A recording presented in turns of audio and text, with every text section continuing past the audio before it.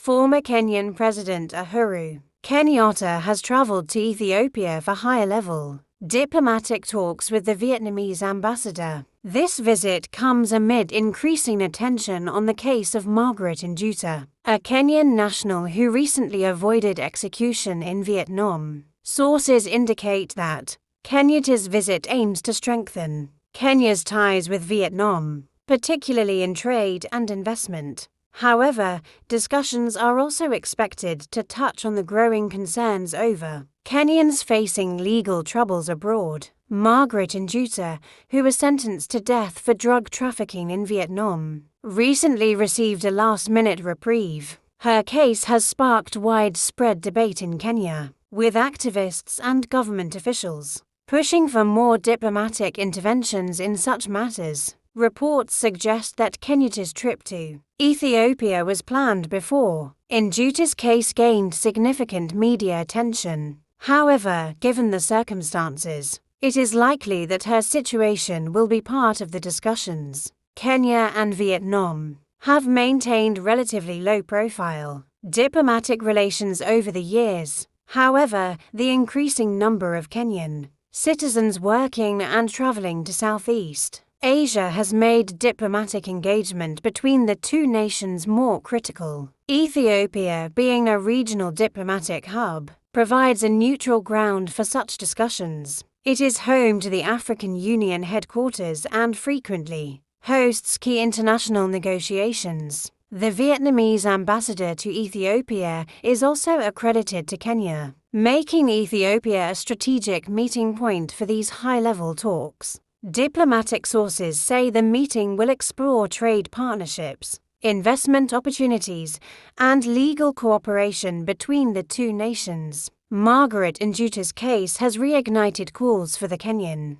government to improve its consular support for citizens arrested abroad. Many Kenyans have faced legal troubles in foreign countries, particularly in drug-related cases. Activists argue that while those involved in crime should face justice, some Kenyans are victims of trafficking networks. They insist that the government must do more to protect vulnerable citizens from falling into such traps. The Kenyan government has recently been pushing for stronger bilateral agreements to ensure fair legal processes for its citizens abroad. Discussions with Vietnam could lead to future diplomatic arrangements addressing such concerns. Sources close to Kenyatta suggest that he is also keen on expanding trade ties with Vietnam, particularly in agriculture and technology. Vietnam's rapid economic growth presents significant opportunities for Kenya in these sectors. Kenya is a major exporter of tea and coffee, products that have a strong market in Vietnam. Strengthening trade relations could benefit Kenyan farmers and boost the country's export earnings.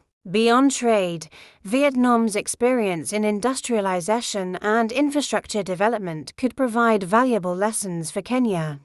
Kenyatta has previously expressed admiration for Vietnam's economic transformation. While Margaret Nduta's case is a pressing humanitarian issue, it is unclear whether it will directly influence long-term diplomatic policies between Kenya and Vietnam. However, it has certainly put the spotlight on consular diplomacy. Kenyan officials are expected to follow up on Kenyatta's discussions with more concrete engagements. The Ministry of Foreign Affairs has been under pressure to enhance protections for Kenyans abroad. The outcome of Kenyatta's talks with the Vietnamese ambassador remains to be seen, but there is growing optimism that it could lead to improved relations between the two nations. Margaret Nduta's family has expressed relief following her reprieve, but continues to call for further efforts to secure her release or a reduced sentence. The diplomatic meeting between Uhuru Kenyatta and the Vietnamese ambassador in Ethiopia underscores the importance of strategic international relations. While Margaret Nduta's case has drawn significant attention, the discussions are expected to extend beyond her situation to broader diplomatic and economic issues. Vietnam has emerged as a crucial economic player in Southeast Asia, with strong trade partnerships across the globe. Kenya, on the other hand, is actively seeking new markets and investment opportunities to boost its economy. This meeting could serve as a stepping stone toward deeper engagement between the two nations. Margaret Nduta's case has highlighted the vulnerabilities faced by Kenyans living and working abroad, particularly in countries with strict drug laws. Activists argue that many of these individuals are lured into criminal activities by international trafficking syndicates. The Kenyan government has been urged to enhance public awareness campaigns on the risks of drug trafficking. Many Kenyans are unaware of the harsh penalties they could face in foreign countries, making them easy targets for smugglers. Uhuru Kenyatta's diplomatic approach has always been centered on fostering stronger bilateral and multilateral ties.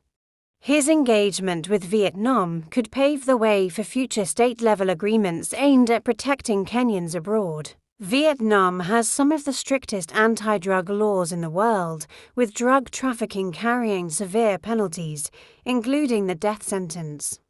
Margaret Nduta's narrow escape from execution has reignited debates on the effectiveness of Kenya's consular support system. Meanwhile, Kenyans continue to debate the broader issue of drug-related arrests abroad, with many urging the government to tackle the root causes, including unemployment and trafficking networks.